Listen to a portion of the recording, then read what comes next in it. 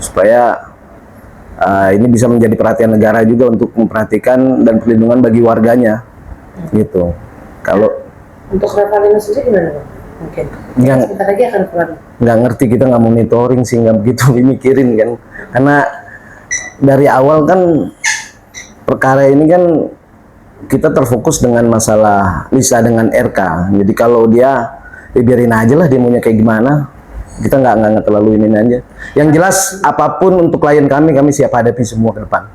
Tapi nanti jadi bentuk ketakutan atau ancaman buat Lisa nggak sih ketika Revalina keluar dan membongkar semuanya? Santai aja sih klien kami sih, karena kan dari awal saya juga udah berbicara sama dia, apapun yang kamu lakukan, apapun keterangan yang kamu berikan, ya kamu harus siap konsekuensinya. Dan kita juga kan berdiri berdasarkan bukti dengan fakta yang dari klien kami, itu aja sih. Jadi nggak begitu jadi ketakutan sih ya, tetap berjuang, intinya berjuang untuk status masalah anaknya, untuk kehidupan dia ke depan, ya maju terus. Nah, jika misal dari Revalina sendiri pada akhirnya membuka semua dan dia memiliki bukti-bukti, apakah mungkin dari pihak Lisa punya tanggapan atau punya balasan nggak sih untuk menyangkal itu semua? Sah-sah aja kalau misalnya mau ada bukti apapun, tapi semua itu kan harus diuji kebenarannya, harus diketahui bahwa apa sih gitu loh bukti tersebut, terus masih ada keterkaitan dengan perkara ini atau tidak kan gitu. Jadi ya silakan aja sih gitu. Mau masalah 1.5 M itu gimana Bang? Dari balik. Kalau masalah gugatan yang didaftarkan di Bandung, kita belum terima gugatannya pertama. Sebatas yang kita tahu di media, ya kalau menurut kami ya gugatan tersebut ya halu juga sih lah, 105 ya kan, ada ganjil 5-nya gitu, kenapa nggak sekalian lebih besar, 222 kan di total jadi 6, karena saya sumbangkan 6, sekalian aja itu biar lebih gede gitu. Jadi kita nggak terlalu pusingkan itu sih, biarin aja, nanti kita hadapin ke depannya gitu. Kalau masalah apalagi kan bisa digunakan kalau kayak gugatan karena kayak apa di pihak RK nih gitu Bang.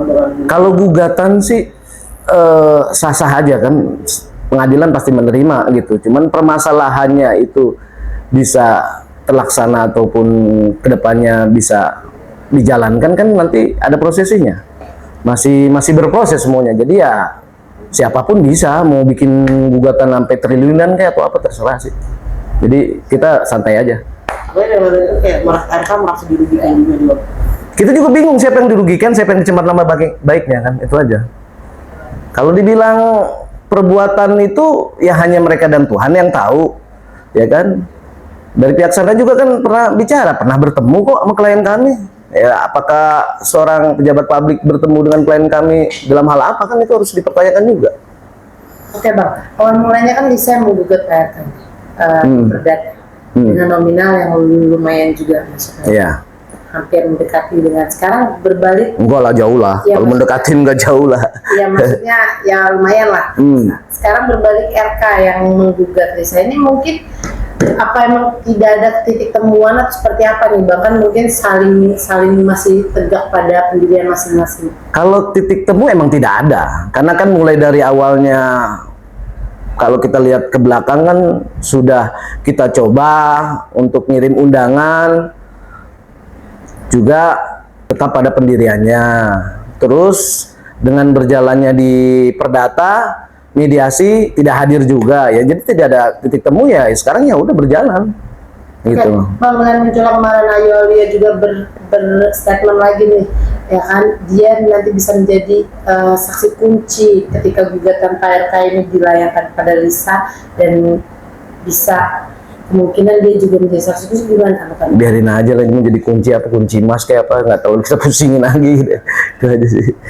Jadi nggak terlalu pusingkan. Iya, saya udah berapa kali bilang perkara LM dengan RK ini pasti akan timbul tokoh-tokoh baru dan peran-peran baru yang nggak jelas arahnya dan mau apa gitu. Makanya kan saya bilang juga bingung di sini ngapain gitu loh, untuk berburu burung pipit ini harus banyak senjata digunakan gitu. Padahal kan apa sih dengan klien kami nih, LM ini kan cuma seorang perempuan yang berjuang untuk masalah status anaknya gitu. nggak perlu lah diserang sampai ke ujung dunia sana kan, nggak ngerti saya juga. Jadi kita santai-santai aja, kita pihak dari kuasa hukum siap menghadapi ke depan. Bahkan juga pihak Lisa kan apa pihak RK juga meminta untuk kayak rumah atau aset Lisa tuh kayak disita nih. Kalau juga merugikan nggak cuma 1,5 M tapi juga rumah dan bisa nih. Nggak tahu, kalau masalah itu kan karena kita belum terima gugatannya. Kita cuma baru baca-baca tagline-tagline di media aja sih, gitu. Lebih detailnya ya mungkin nanti coba kami pelajarin kembali kalau sudah emang ada resmi dari pengadilan sih, kalau untuk menanggapi itu. Bang, tapi dengan gugatan 105 ini banyak nggak sih Bang atau gimana nih Bang? Kita juga nggak ngerti gitu kenapa 105 kan 222 miliar kan, jadi di total juga jadi 6 kan, angka bagus. Jadi belum kita pelajari dan belum kita terima, cuman kita tahu di media saja gitu. Jadi nggak begitu bisa saya bahas lebih banyak gitu. Sidang minggu depan apa tuh? Belum tahu karena tanggal 30 itu kan ikut. Mungkin pada saat pembuktian nanti mungkin bisa hadir semua sih. Yang ngerasa juga katanya akan dihadirkan atau gimana Bang? Nggak ngerti sih kan, karena kalau masalah gugatan intervensi yang dia masukin itu kan ya sah-sah aja sih. Cuman kan masalah nanti bisa terpenuhi atau enggaknya kan biar majelis pengadilan yang menentukan bahwa dia ini kan bisa masuk kategori di dalam sebagai tergugat atau enggak. Belum tahu Bang ya? Atau sidang minggu depannya? Belum. Karena kemarin kan terakhir ikut kan. Gitu. Kalau masalah nanti undangan untuk hadir ya yang jelas kan saya bilang kita akan hadapin semua untuk kepentingan klien kami. Gitu. Oke, Bang, pada akhirnya pihak RK sendiri ketika mengutarakan dengan cukup maksudnya cukup bukan kesal sih. Ya mungkin udah kesal ya, akhirnya mengutarakan untuk siap menggugat 105 ini karena memang sudah membohongi dari awal. Lisa ini berstatement gitu kan, ini mungkin masuk ke fitnah dan ini akhirnya diputuskan untuk menggugat Lisa ini. Mungkin tanggapan Lisa seperti apa nih, kan Lisa juga kayaknya sekarang udah santai-santai aja kan. Mungkin banyak netizen juga mengatakan emang ini tujuan dia untuk memblow nama dia biar mendapatkan beberapa materi. Gimana nih Bang? Mungkin ada menanggapi mendapatkan materi dari mana? Beberapa endorse, iklan atau exposure. Kalau bicara itu kan dia emang survive buat anaknya sendiri. Dia buat anaknya maupun keluarganya. Ya itu hal yang wajar kalau dia buat kepentingan itu. Dalam perkara ini, kalau dari pihak Pak RK merasa dirugikan, kenapa tidak muncul dari awal? Di sana kan sudah mengemurkan dari awal itu masalah tes DNA. Kenapa nggak perlu harus ada laporan pidana ataupun perdata, langsung aja tes DNA. Di situ kan bisa lebih terang, akan lebih baik buat nama Bapak RK sendiri gitu. Dengan kayak begini kan jadi rancu, nggak jelas arahnya mau apa sih sebenarnya ceritanya, siapa yang dirugikan, siapa yang dicemar nama baikan. Padahal Bapak itu kan mantan pejabat publik. Dulu berkata-kata sangat baik gitu. Kenapa sekarang tidak bisa hadir di publik? Itu aja sih. Oke, untuk tes DNA sendiri kenapa nih Mas? Kan belum terjadi atau seperti apa dari pihak sana atau dari pihak sana? Ya kan tes DNA nggak mungkin klien kami aja bersama anaknya. Kan harus ada yang bersangkutan juga. Baru bisa terlaksanakan. Kalau emang nggak perlu berproses dari pidana perdata ini untuk masalah tes DNA, seharusnya udah selesai dari kemarin. Nggak perlu sampai sekarang berlarut-larut gitu kan. Oke, Bang, tapi dalam kasus ini di endingnya, di ujung-ujungnya itu saling materi yang diperebutkan ujung-ujungnya, ya kan sepertinya. Ini gimana dari pihak Lisa, dari pihak RK ya kan menggugat dengan uang cukup yang banyak nih. Ujung-ujungnya seperti apa sih Bang? Mungkin menanggapi dan publik kan pasti kayak berkomentar ujung-ujungnya uang gitu kan, gimana nih Bang? Ya itu dia kan, semua di sini mau pihak dari klien kami bicara masalah uang. Pihak dari Pak RK juga kan kerugian masalah uang. Ya endingnya kita nggak tahu sebenarnya kan. Kalau emang mau ending ini dengan cepat, alangkah baiknya internal aja mereka berdua. Itu akan jelas. Jadi nggak berlarut-larut sampai sekarang panjang kan, masih banyak perkara yang lain kan, kasihan cuma perkara ini aja yang dibahas terus gitu.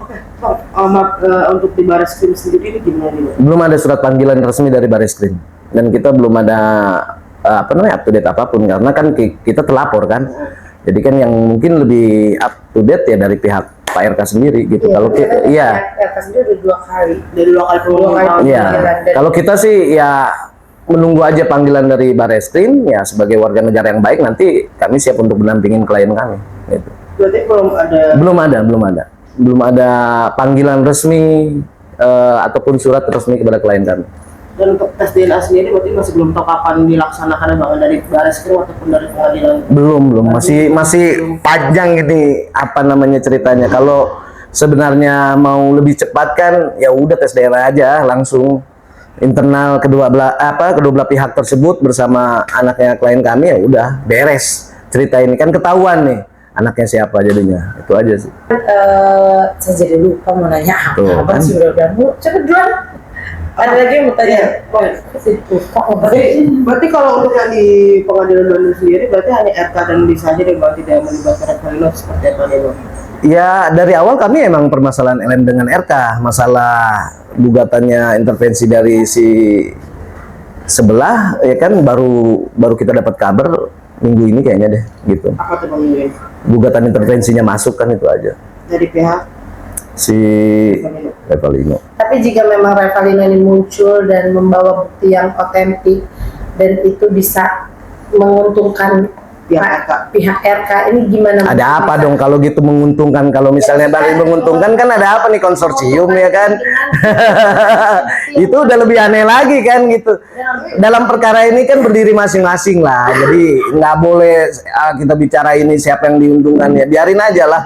Sama-sama berjuang ya, kita lihat aja pembuktiannya. Cuman kan kita juga bingung dari pihak dasarnya kenapa baru sekarang ikutan. Tapi Bang, kan kalau dari pihak RK sendiri Lisa ini terlalu gamblang, maksudnya terlalu barbar bilang kalau ini memang anak RK, sedangkan bukti-bukti itu belum tentu ini anak RK gitu, tes DNA itu belum dilaksanakan. Tapi kenapa Lisa bisa begitu yakin menggambar-gambarkan di media sosial dan lain-lain kalau ini benar-benar anak RK gitu Bang? Dan itu kayak mulai pihak RK kayak ini semua kayak Panjangan nih, panjang banget yang jelasinnya, gue bingung nih ini. kayak ini gitu deh Bang. Intinya kan gini, klien kami dari awal itu kan masalah cerita ini bahwa ini anak RK ataupun seperti apa itu harus diuji dengan tes DNA. Tapi kalau perbuatannya itu kan menurut klien kami sudah terjadi, pernah ketemu dengan RK, pernah mereka berjalan, ya sudah begitu loh. Hanya dia klien kami dengan RK yang tahu bagaimana asli cerita ini ke depannya. Nah, tapi kan ada beberapa pihak juga yang mengetahui, yang muncul menjadi saksi, ya kan? Itu mungkin bisa jadi, dan kayaknya Lisa dengan PD-nya santai aja gitu. Ya, karena apakah emang mempunyai bukti yang benar-benar memberatkan RK nantinya seperti apa juga ini? Karena klien kami santai aja karena yang mengalami kan dia pribadi, ya kan? Dia pribadi dengan Pak RK sendiri. Kalau yang lainnya tiba bermunculan, ya kita juga nggak tahu, banyaknya penumpang gelap dan toko-toko baru yang muncul. Apa tujuannya? Ya pasti ya mungkin mencari lahan baru ataupun peran yang baru ya kan. Mumpung ya kan kenal dengan klien kami, jadi ya ikut serta.